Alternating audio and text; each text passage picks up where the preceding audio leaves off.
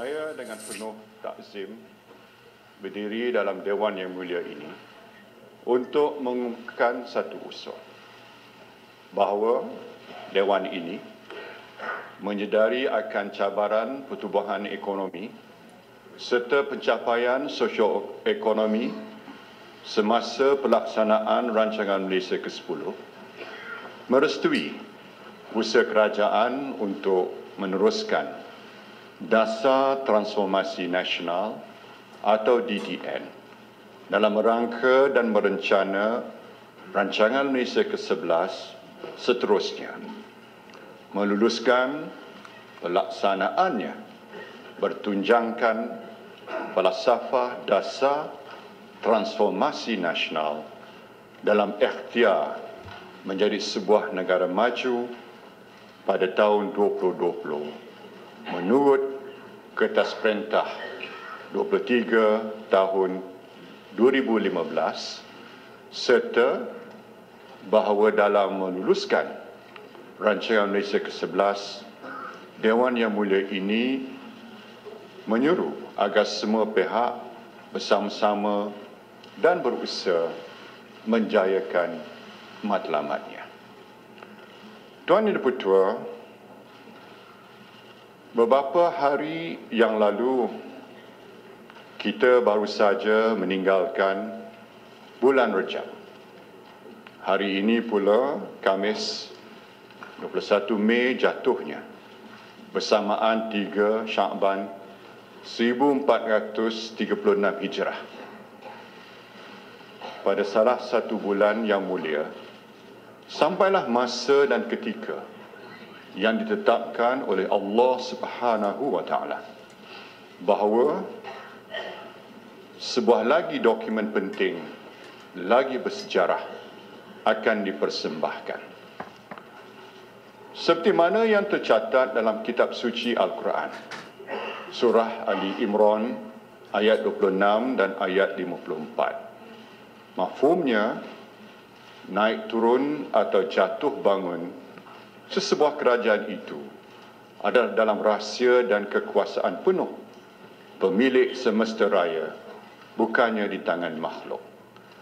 Begitulah juga kemampuan manusia merancang amat terbatas, kerana sebaik-baik perancang adalah Tuhan seluruh sekalian alam. Tuan Yang Bertua, menyusul titian masa semenjak tahun 1971 hingga 1990, kita telah melalui Dasar Ekonomi Baru atau DEB, dipelopori oleh Allahyarham Tun Abdul Razak, yang mengutamakan pembasmian kemiskinan dan penyusunan semula masyarakat, di mana ketika itu untuk mencapai sasaran sosioekonomi yang lebih saksama sebagai satu cara mewujudkan keharmonian dan perpaduan dalam negara yang terdiri daripada pelbagai kumpulan etnik dan agama. Kemudiannya bermula tahun 1991 sampai pada tahun 2000, diperkenalkan pula oleh Tun Dr. Mahathir Dasar Pembangunan Nasional yang berfokuskan pembangunan seimbang dan membawa kepada lahirnya Wawasan 2020. Dalam pada itu, Dasar Wawasan Negara dilaksanakan melewati tahun 2001 hingga 2010. Dasar ini pula memberi penekanan kepada pembangunan masyarakat berasaskan pengetahuan dan mewujudkan bangsa Malaysia yang lebih bersatu padu, progresif, lagi makmur menuju negara maju menjelang 2020. Selanjutnya dalam episod-episod bersilih ganti, diperkokohkan lagi dengan beberapa gagasan dan misi nasional oleh Allahyarham Tun Hussein On dan Tun Abdullah Ahmad Badawi. Tuan Yang Dipertua, sebelum itu elok saya menjelaskan kepada ahli-ahli yang berhormat khususnya dan rakyat dikasihi di luar sana tentang pelbagai dokumen yang dibentangkan oleh pihak kerajaan, sama ada di dalam parlimen atau di majlis-majlis resmi. Pertamanya, saban tahun, dalam Dewan Yang Mulia ini, kerajaan usulkan bajet-bajet negara yang diselaraskan oleh Kementerian Kewangan. Manakala kira-kira 3 minggu yang lepas, di Angkasa Puri, saya telah menyampaikan laporan tahunan merangkumi program transformasi kerajaan dan program transformasi ekonomi. Dokumen itu pula disediakan oleh pasukan pemandu bersama kementerian-kementerian dan agensi yang berkaitan. Rancangan Malaysia ini pula ianya di bawah kelolaan Unit Perancang Ekonomi atau EPU. Untuk pengetahuan ramai, semenjak unit ini ditubuhkan pada tahun 1961, tugas utamanya adalah untuk menyediakan rancangan pembangunan negara. Jadinya, jika diimbau semenjak 5 dekad lalu, melalui 10 rancangan Malaysia, kerajaan Barisan Nasional telah menempa dan mencipta pelbagai cerita kejayaan yang dapat dibanggakan.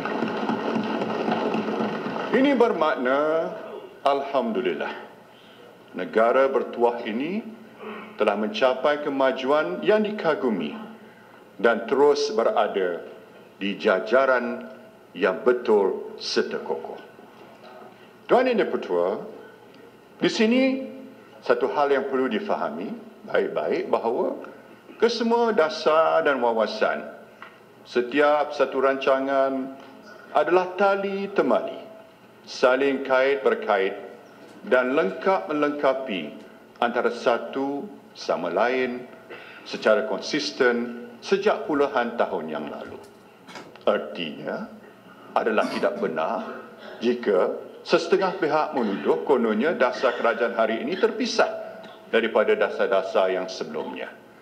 Dalam konteks ini, ingin saya tegaskan bahawa segala perancangan, gagasan dan dasar kerajaan perikatan membawa kepada kerajaan Barisan Nasional sejak meraih kemerdekaan bawah pimpinan Tengku Abdul Rahman ketika itu hinggalah kini, kita terus berkesinambungan dan beristiqamah pada landasan dan menuju matlamat yang sama.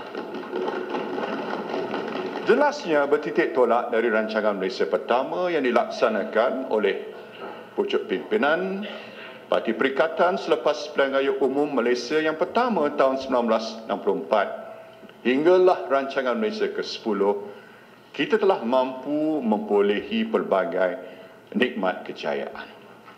Tuan Yang Di-Pertua, antara 10, saya pilih 10 saja, banyak lagi, tapi antara 10 pencapaian dan kisah yang boleh diperbanggakan sepanjang 10 rancangan Malaysia yang lalu adalah: pertama, pada tahun 1970, nilai KDNK adalah 71.1 bilion ringgit. Berbanding pada tahun 2014, ia telah melonjak kepada 1.1 trilion ringgit. Malaysia juga telah berjaya mencatat pertumbuhan ekonomi antara yang tertinggi di Asia, iaitu secara purata pada kadar 6.2% setahun sejak 5 dekad yang lalu. Kedua, dari sudut struktur ekonomi, kita telah beralih daripada sebuah negara dominan sektor pertanian dengan sumbangan 31.8% KDNK pada tahun 1970 kepada sebuah negara berasas pembuatan dan perkhidmatan dengan sumbangan pada kadar 76.5% pada KDNK. Walhas sektor pertanian telah mengucup pada paras 9.2% pada tahun lepas. Ketiga, pendapatan bulanan purata isi rumah juga meningkat lebih 20 kali ganda, yakni daripada RM264 sebulan pada tahun 1970 kepada RM6,141 sebulan pada tahun 2014. Manakala pendapatan penengah atau median income sebulan pada tahun 1970 daripada RM166 telah meningkat kepada RM4,585 sebulan tahun lalu. Keempat, setakat RMK 10, sebanyak 76.1% daripada isi rumah keseluruhannya sudah memiliki kediaman. Bagi isi rumah miskin pula, 75.3% telah berjaya mempunyai rumah sendiri. Kelima, sehingga kini 95.1% daripada penduduk di seluruh negara telah mendapat akses kepada bekalan air bersih dan 97.6% pula mendapat bekalan elektrik. Keenam, jika pada tahun 1970 hanya 75% rakyat Malaysia boleh membaca dan menulis, syukurlah hal ini kadar literasi telah meningkat kepada 98%. Ketujuh, sebanyak 27% daripada tenaga buruh kini mempunyai pendidikan tertiary, iaitu meningkat 4 kali ganda berbanding 6% pada tahun 1980 ketika penghujung rancangan Malaysia ketiga. Kelapan, kadar pengangguran telah menurun daripada 7.4% pada tahun 1970 kepada hanya 2.9% pada tahun 2014. Kesembilan, hak milik ekuiti Bumiputera dalam sektor korporat pula telah meningkat sebanyak 10 kali ganda, yakni daripada 2.4% pada tahun 1970 kepada 23.5% pada tahun 2011. Dan ke-10, kadar kemiskinan telah berkurang daripada 49.3% pada tahun 1970 kepada hanya 0.6% pada tahun 2014. Jadinya, bersyukur kita bahawa kemiskinan tegar telah berjaya dibasmikan.